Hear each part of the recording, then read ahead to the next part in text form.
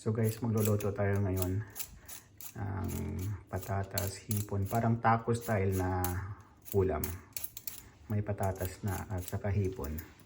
So ito ginagawa natin. Magbabalat lang tayo ng patatas. Then hihiwain ng manipis. So yan guys, hiwain lang yung patatas ng manipis na manipis.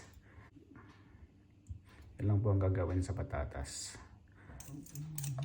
So ito na yung kalalabasan ng manipis nating patatas. Yan guys. So ganyan lang pagkahiwa ng ating patatas. So guys, next natin i-prepare yung carrots. Tapos hiwain lang natin manipis. Tapos i-slice siya ng halos maliliit na cubes.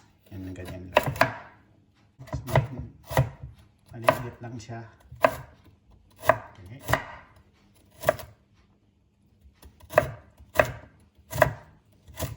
So sunod natin na ingredients, yung spring onion, hiwain lang din ng maliliit or manipis. Ganyan lang po.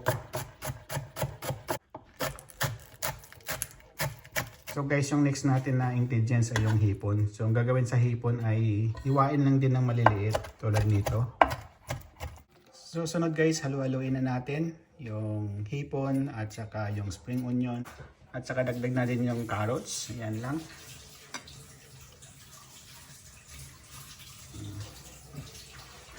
Lagyan na natin ng pang seasoning, paminta at saka yung konting asin.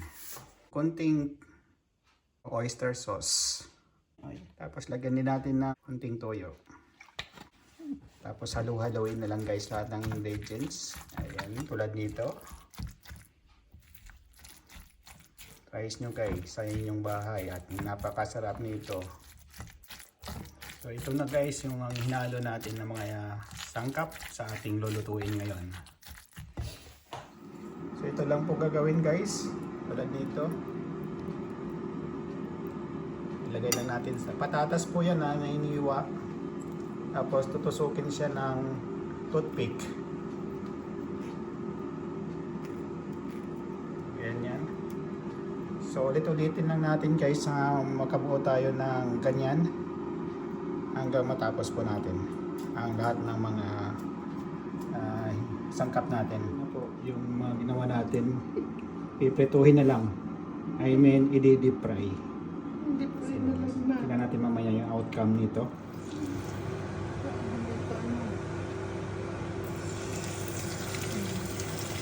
So ayan guys, i-deep fry na natin yung ating potato taco.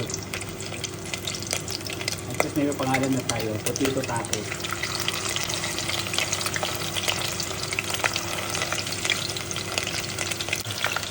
Hintayin lang po natin hanggang mag-brown siya. Ito na guys yung lutong ginawa natin kanina. Ayan no.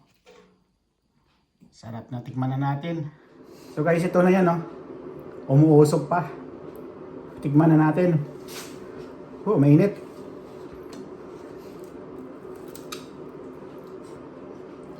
Ang sarap.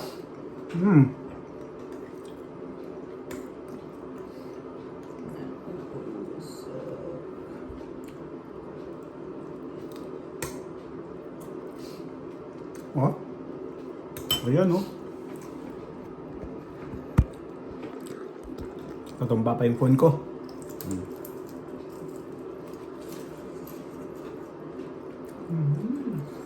Sarap.